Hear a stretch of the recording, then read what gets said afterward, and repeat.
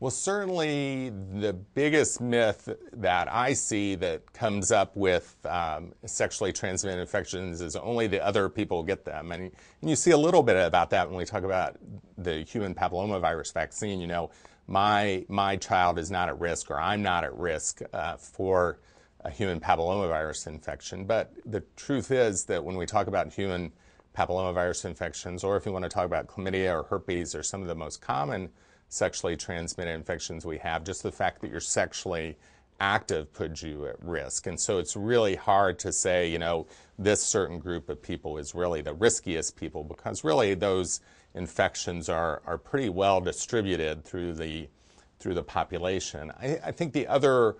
problem I have when talking to either patients or talking to fellow physicians is those three things I mentioned: herpes, human papillomavirus, and chlamydia are usually always asymptomatic, you know, in the 70, 80, 90 range for percent-wise for each of those sexually transmitted infections. So I hear frequently from patients, you know, he looked okay, or he said he didn't have anything wrong, and, you know, that's certainly hear that all the time. And even you see herpes infections in married couples, because you can marry somebody who's asymptomatically infected and maybe have a few years where you don't get infected, and then all of a sudden there's a new